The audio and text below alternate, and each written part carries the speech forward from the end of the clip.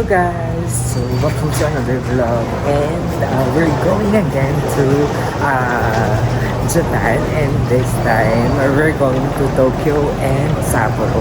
So we're currently heading na sa plane, and ayun, so by parang connecting flight yung mangyayari. So Manila to Tokyo, Tokyo to Sapporo, and then yun, it's currently 4 p.m. and dating namin sa Sapporo is around 5 p.m. pa. So, yun. Kasi last minute namin binook yung Sapporo flights. Let's go.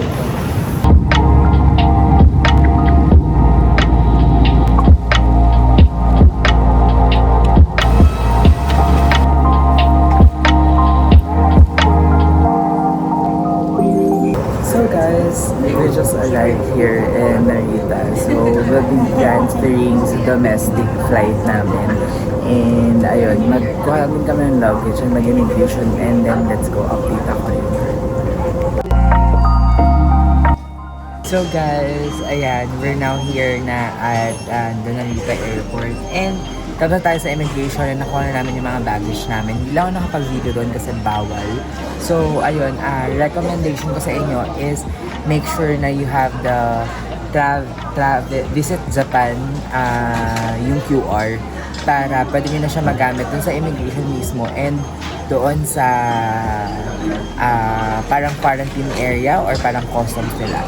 So yun, we're just eating brunch here at the parang food court.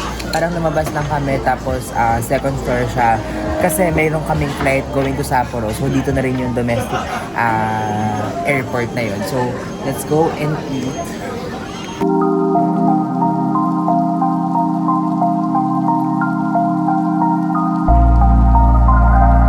Hello my love! Ayan! So, medyo nawawamali ako. Akala ko rice siya, pero udon pala siya. So, we do have our tempura. Tapos, ito parang gyudon na udon. Tapos, love got the tonkatsu curry udon. Pero dapat rice yan. And, ayun lang. Let's eat. This one pala in total nasa 2,980. So, pwede silang tumanggap ng card. So, everything is 3,000 na. Except for Pocari pala. Kasi sa vendo niya kinuha. So, doon kami... Ha? Pwede na daw Gcash doon sa may vendo. So, yon doon kami bumili sa may shop na yan. Tapos, andun lang doon sa may likod ng poste yung vendo. So, ayun na yung domestic airport. So, ganyan siya. Ganyan kalaki yung parang food court-ish nila.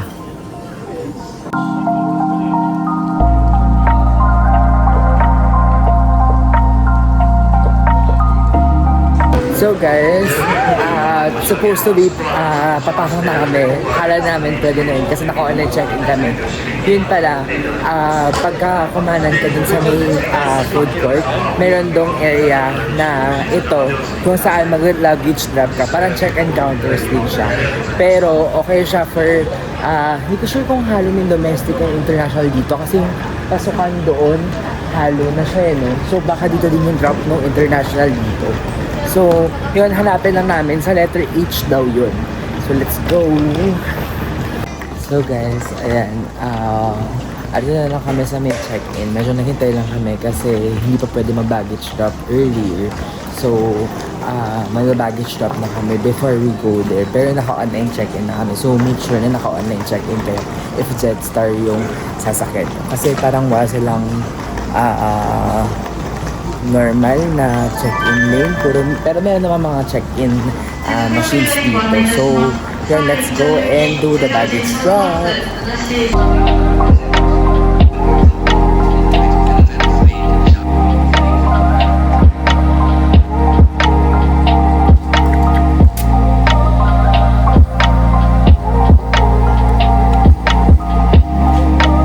So guys, we're done doing the baggage drop. So nag-o-open lang siya 2 hours before your flight. So guys, hindi siya katulad dun sa atin na 3 hours. Siguro kapag international 3 hours, pero pag domestic na dito 2 hours lang. And then guys, make sure na 7 kilos lang kayo. Dalawang bag na per person. Yung personal bag nyo like this sling bag, and then yung kung meron kayong hand carry. So, yun, kasi tinitimbang, tapos nalagyan siya ng baggage tag na gano'n. So, yun. So, we're heading na dun sa mismong kanina namin pinuntahan, and papasok ko siguro dun sa boarding gate. Hopefully, merong cafe pang makita. Let's go, Sapporo!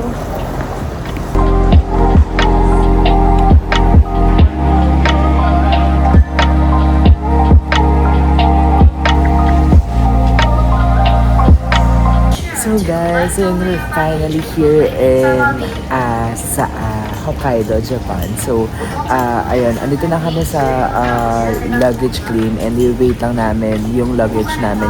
Then right after, diretso na kami sa hotel namin, and siguro mag-spend kami ng night outside. Siguro kakain kami or something, and itutuloy ko din kayo dun sa hotel natin. So, ayun lang, let's go, and we're really excited. And guys, as of now, like, bumaba kami dun sa may bus, and nag-smoke na yung hinga ko. Ganon, sobrang bongga, sobrang lamig na. So, yun, hopefully hindi ako maniga. So, let's go.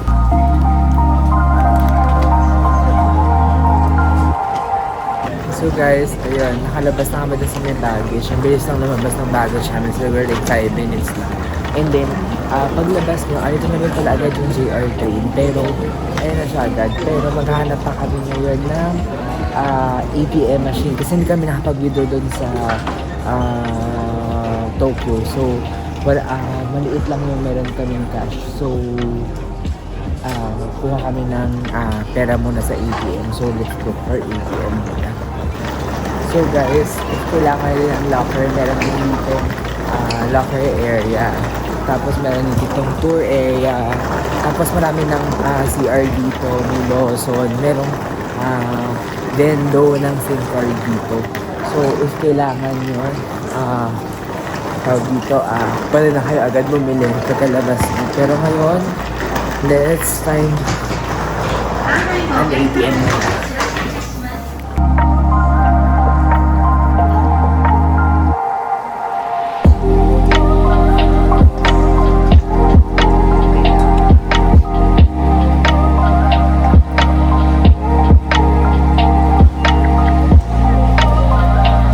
Guys, nakapag-withdraw na kami right after the elevator. Kakaliwa lang pala kayo. Susunod second floor siya. Sa may, malapit siya sa may gate D ng second floor. So, ayan, ano sa may likod namin. So, we chose the 7-Eleven back. So, pagka mag-withdraw kayo, try to bring your GoTime or GCash kasi sila yung usually na mababa yung rate and walang additional na malaki. Tapos, at the same time, huwag niyong pipiliin yung may conversion na. Kasi, chinek ko yung may conversion na 19.7 siya. Tapos, chinek ko ngayon, kasi ang withdraw ko lang is 5 lapad. So, that's 50,000 yen. So, ang naging conversion na lang sa GCash ko is 18.7 lang.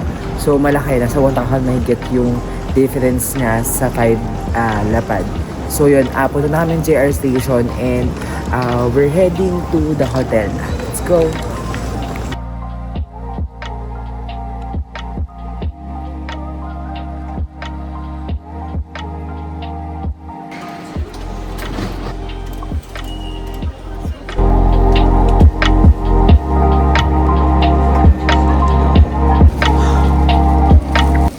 We are now here na sa Sapporo Station, and my God, like guys, sobrang naman, like super, lahat termas at the moment.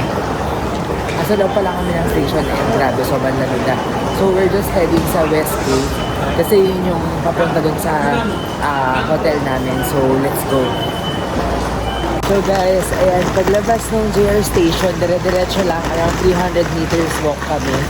And paano na kami sa hotel namin, Hotel MySpace sa Sapporo Station. So, yun yung recommend ng friend ko, si Ivan Dichi. So, for Ivan Dichi, kilala niyo siya. So, recommend niya na nandito kami sa Sapporo Station. Nagkalamig. Wala pa akong thermos guys, kaya sobrang niyalamig ako. So, ayun, kanina pala, pwede nyo gamitin yung iCoca card ko if meron na kayong iCoca.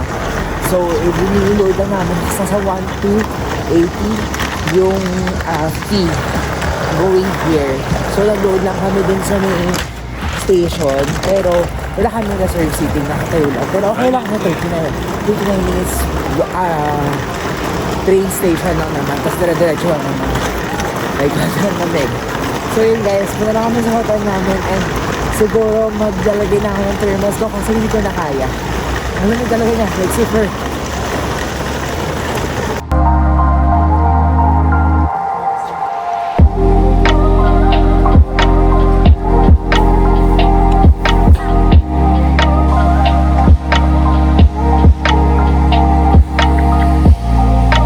Guys, we're now heading to Susukino.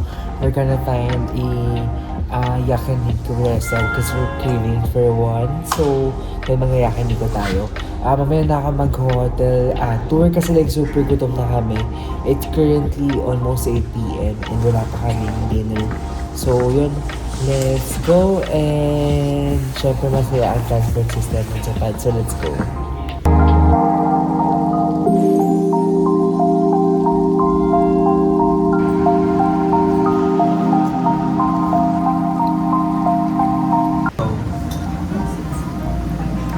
So guys, ito yung menu nila. So yan yung mga drinks.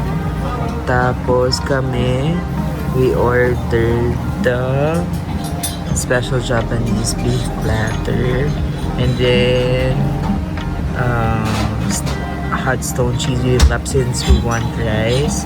And then we ordered this Wagyu outside skirt.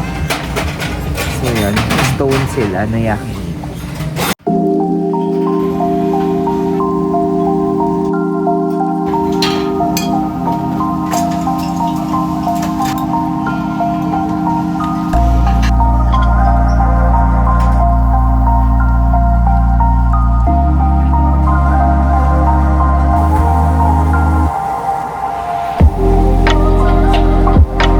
So guys, we're done.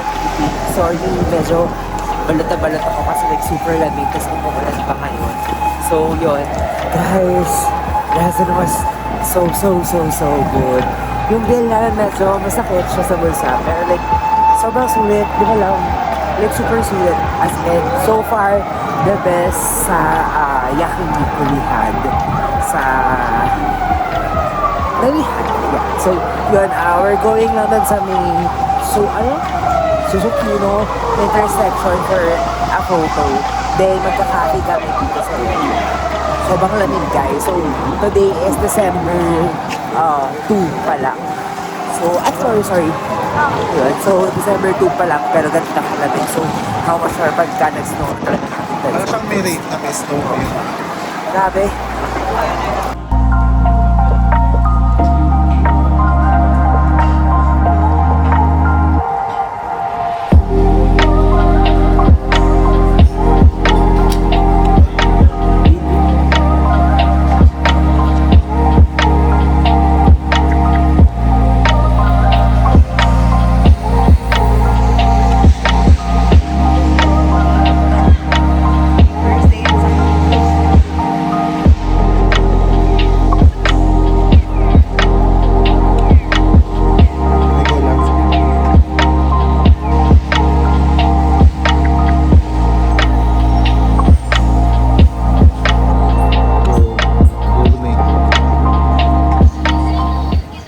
Guys, we're back again at the hotel. So we just ate the best day staying yakiniku so far. Sobrang sarap ng Wagyu beef na we tried.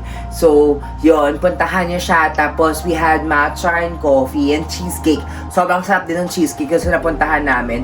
And then guys, nakita niyo nag-snow. So yun, sobrang na-enjoy namin kasi first time namin naka-encounter ng snow. Though hindi pa ganun kakapal yung snow right now. Wala pang snow doon sa daan. Parang nag-start pa lang siya mag-snowfall. So wala pang pondo doon sa may kalsada. kalsada. Pero guys, ang saya. Pero make sure to wear your thermals and gloves. Yan, si Love hindi nag-thermals, hindi din nag-gloves. Ang sakit ng kamay niya. Tapos make sure naman hoodie kayo kasi syempre snow is parang rain siya na frozen. So technically, para siyang ulan. So basa-basa yung hair ko kaya sobrang flat din niya right now. So yun, let's proceed na. Alam ko hinihintay nyo rin ang ating hotel room tour. So, this hotel pala is Hotel My Space Sapporo Station. Sobrang convenient niya. Sobrang lapit sa, not super lapit, pero around 300 meters sa Sapporo Station. May malapit na convenience store. Sobrang kompleto. So, let's start. So guys, ito yung door. Tapos pagpasok nyo, there's a full-size mirror. Perfect for your OOTDs. And, when you open the cabinet, there will be hangers. Ayan. So, generous sila sa hangers. Meron mga sleepers na provided yung panglagay ng shoes or panglinis ng shoes. Meron ding fabric refresher deodorant. Usually, mga hotels dito sa Japan or Airbnb meron ganito. So, that's it. And, this is the hotel room, guys. Comparing, hi love! Yan. Comparing sa mga iba naming hotels na napuntahan, this hotel is big enough for the luggage. Kaya namin maghiga ng mga luggage dito and everything. Kasi sa iba mga napagstayan namin ng mga hotels, hindi siya ganun kalaki. So yun, meron ditong dalawang double bed. So syempre magtatabi lang kami dyan. And guys, dito maganda yung view dito. Especially siguro pagka snow season na. Ayan, kasi kita nyo yung street. So yan, winter effect yan sana kung may snow na. Tapos right here, there's a television. Mayroong phone, mayroong lamp, mayroong working area, mayroong dryer ng hair. And then guys, look at this. Perfect pang makeup. Oh, meron pang dito, malaki mirror. And syempre yung mga gamit namin nakakalat na. And nagkombini kami and bumalik kami ng donut. And right here, meron tayong refrigerator right here. Ayan. Tapos merong cups, merong lagay ng ice, kettle, and merong coffee din dito. And syempre may trash bin. So guys, so far, we're very happy na dito kami nagstay. Kasi comparing dun sa mga nakita namin mga hotels na nadadaanan namin, ang layo niya sa station guys. And medyo walang malapit na mga establishments. Dito pagbaba mo, meron ng Lawson. Pagbaba mo, meron ng restaurant. Tapos sobrang lapit lang niya sa station, which is Sapporo Station na nagko-connect sa karamihan ng mga ano. And guys, straight lang to from airport to here. Isang train lang siya. That's 30 minutes a train ride and then lakad ka na lang, then you're here. So if you want to book this, we book this via Klook. So please try kung sa Klook siya mura. So yun, we'll be ending the vlog right here kasi we'll be resting and tomorrow is another day. So tomorrow we book another Klook activity. So let's just wait for the next day and hit the like button, subscribe to my YouTube channel, and don't forget, it's Cesar DG. Bye!